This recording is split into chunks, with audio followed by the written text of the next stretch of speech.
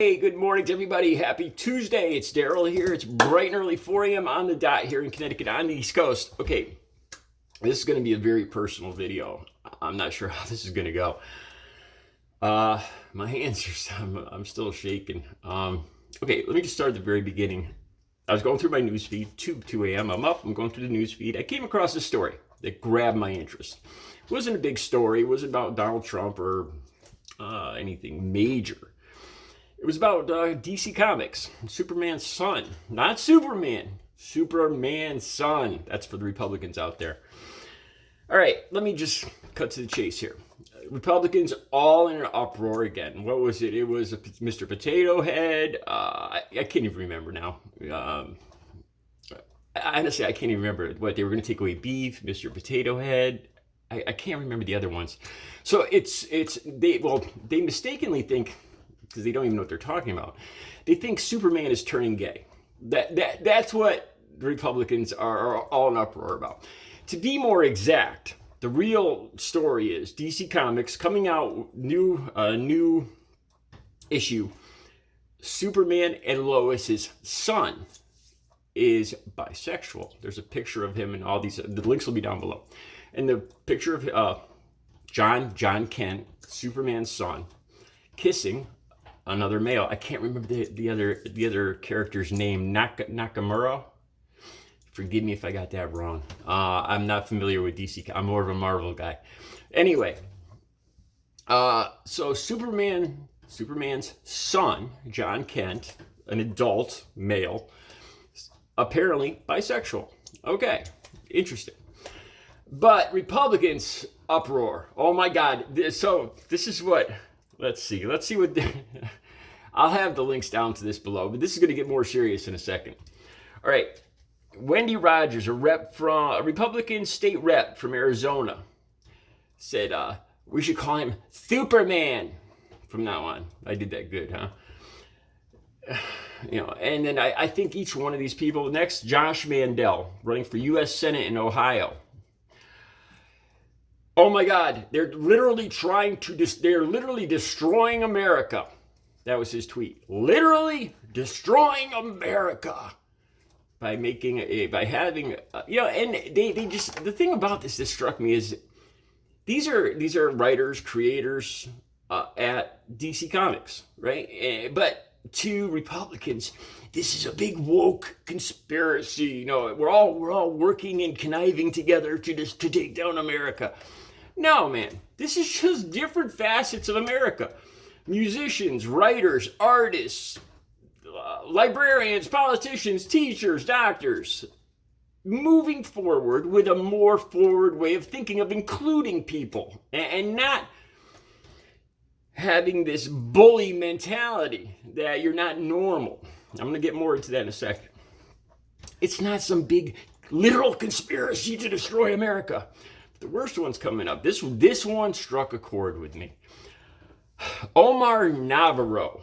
All right, he's running against Maxine Waters, and apparently this guy is quite he's failed to run. He's failed to succeed in his past runs. Apparently, he's got quite a history of stalking his ex-wife, putting tracking devices on her car. He's quite a interesting character, an insecure, interesting character himself, which makes sense.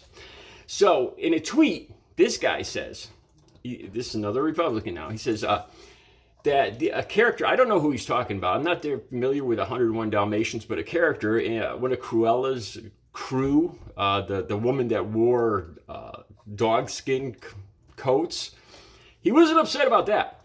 But he says that a gay character in that story literally ruined his childhood. And so did Blue's Clues. Apparently there's an episode in Blue's Clues with a drag queen. And that it destroyed his childhood. Why can't they just leave this alone? All right. So I started thinking about this. And once I got to Omar Navarro talking about his childhood being destroyed, not by the woman that captures and slaughters dogs and then wears their skins. No, he was cool with that. No, but there was apparently an effeminate character and 101 Dalmatians that just ruined his childhood. So I thought about this. Yeah, I thought about my childhood.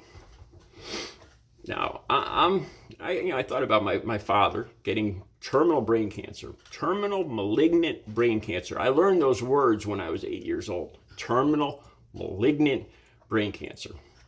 I remember when it first started, my dad was covering one eye and he was standing in front of a clock trying to read it because his vision was going. The tumor was the size of a tangerine. That's what I overheard them talking about. And I thought it was a game, so I stood in front of him and tried to cover my eyes, and I thought he was playing a game.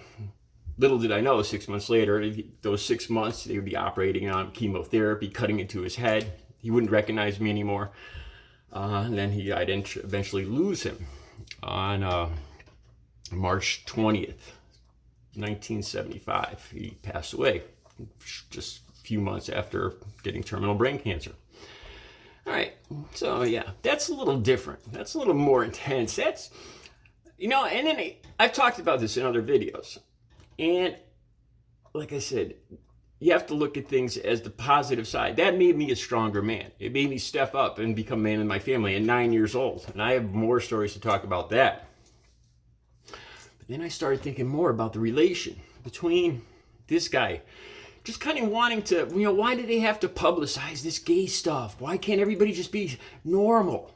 Why do they have to push their agenda on us? And I started thinking about that because after my father died, a couple years later, my mother started dating. I made a video about this. It's called Me Too. I think I left that title up. Very few people watched it because I don't think very many people knew what I was talking about. I was groomed and sexually molested by a cop at the time that was dating my mother when I was 11 years old. Let me just give you a few instances here. I was thinking the other day of why, all of my friends from high school I don't talk to anymore. There's no conversation at all. And I thought it had something to do with my drug use. And I just thought a little bit about that more this morning. And I remember an incident. I was talking about me being groomed. And the other day I was thinking about losing my virginity. It just popped up. I thought about the first concert I went to. Then I thought about losing my virginity. And all those things have bad memories for me. Very bad memories. This guy came up first. He was dating my mom and he was a consummate liar. My mother knows about this now. I told her about this. I think it was in 2005 on Mother's Day. Didn't make for a good Mother's Day. And she bears no guilt in this whatsoever. This guy was such a pedophile predator liar that she had no clue what was going on, and I couldn't talk about. I'll get to more of that more in a second. If he started out by giving me Playboy magazines. Hey, I'm your buddy. Check out these women. Don't tell your mom. Give me Playboy magazines when I was 11. I remember him giving me a prophylactic condom. I didn't have sex. I think it was 11 or I was 11 or 12. I thought that was cool. Down the road I could use this. I thought these were. I remember him giving me advice. I had a crush on a girl in junior high, or not even, I don't think. And he gave me advice to go for another girl, a girl that wasn't as pretty, that was a little overweight, because she'd be easier. Seriously. That's what he told me. And I thought this guy was, I thought he was trying to, I thought he was a cool guy. He was kind of replacing my dad. I was being groomed. One reason I think my friends don't talk to me anymore.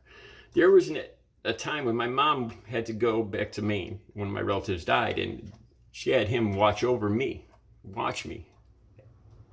she was gone. And I was dreading this because I knew at this point it had gone beyond grooming. And I would lock myself in. By the way, I eventually ended up beating this guy with a baseball bat. Seriously. And that was the end of it. When I was 14 years old, it ended.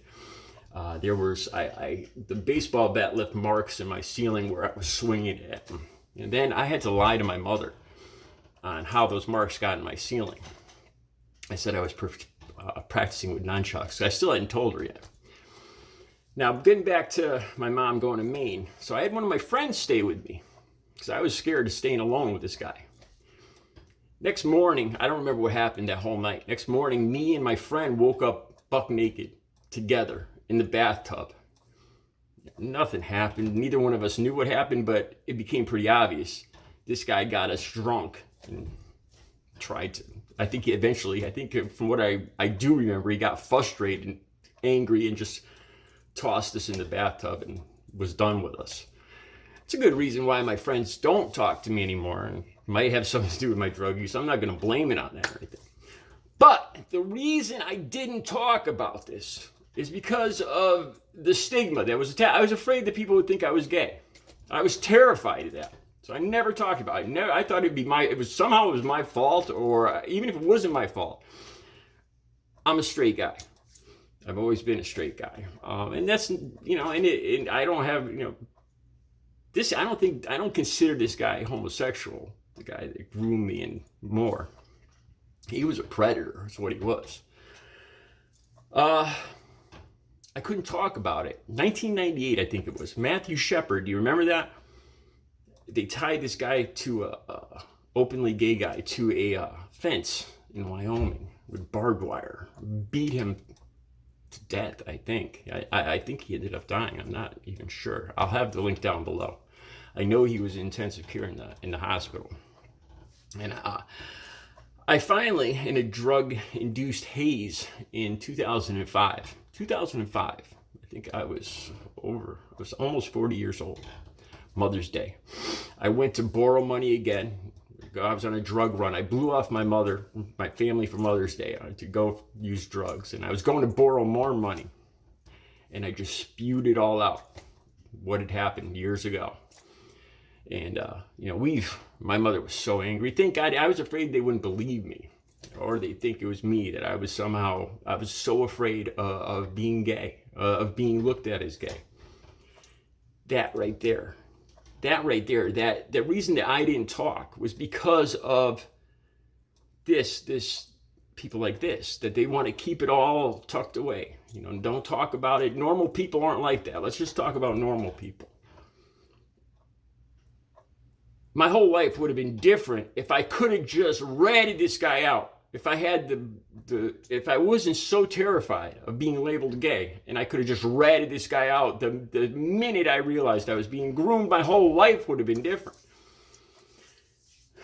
So that's why it's important, not just for the gay people and bisexual people, the different people. This is why it's not just important that there's characters.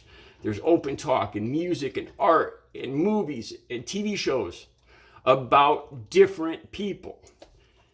It's not just important for the people that are different. It's important for all of us. People like me. All right. If you want to see more on this, I have a video way back. I think it was in the winter last year. I think it was around February of 2021. I think the video is titled Me Too, where I talked about this some more. It's some disturbing stuff. I'll talk about it more in the future. All right, you guys have a good Tuesday.